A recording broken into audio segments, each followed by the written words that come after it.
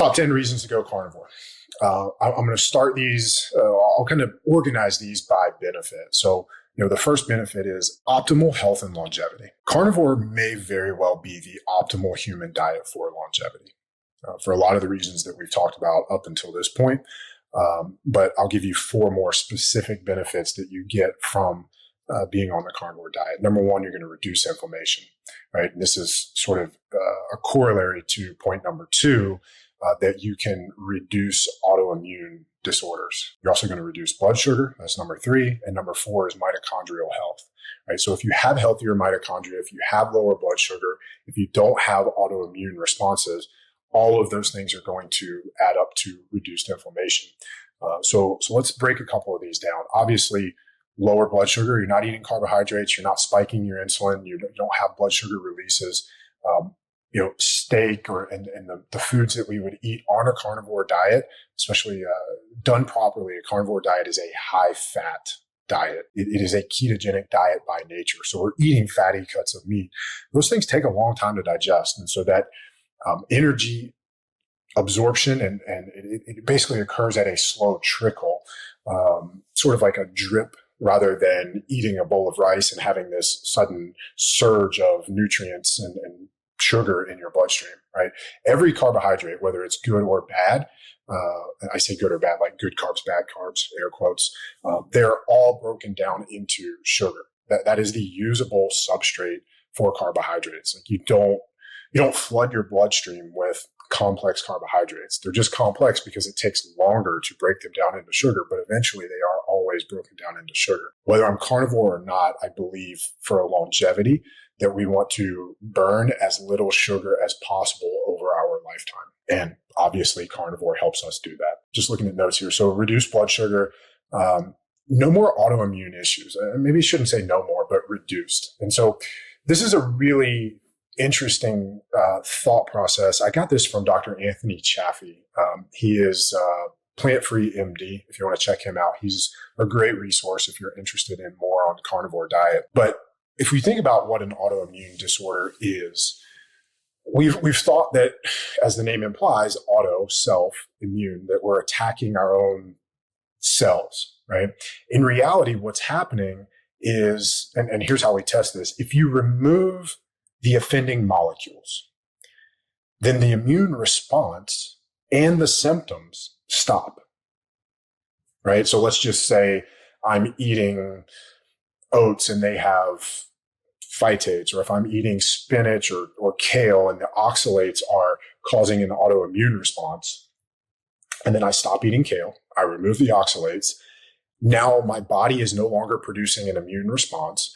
So the response ceases and the symptoms of that autoimmune condition stop. Well, my body wasn't attacking myself. It was attacking the oxalates or whatever that foreign body was that we didn't want.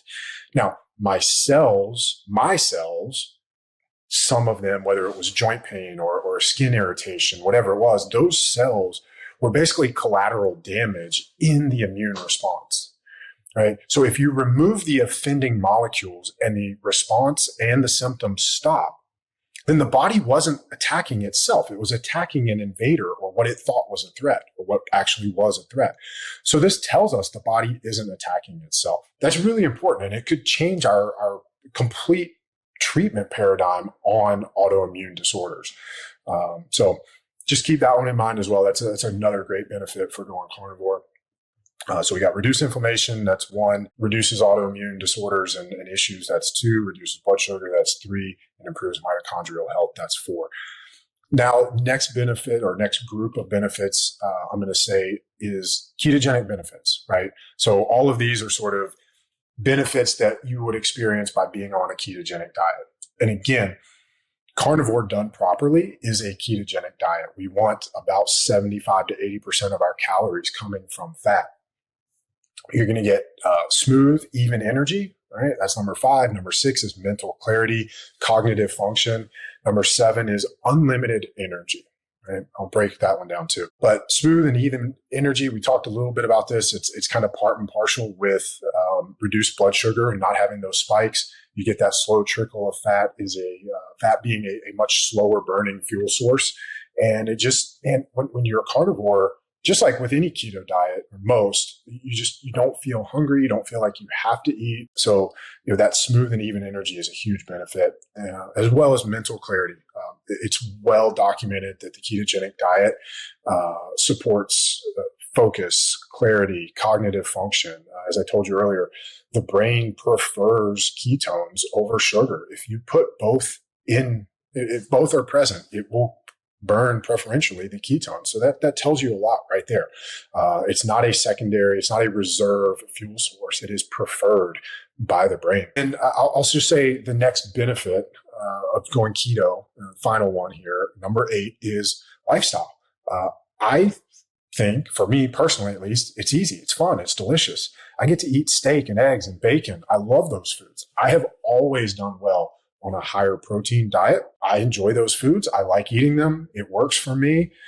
I'm not saying that carnivore works for everybody. I don't think everybody has to do it.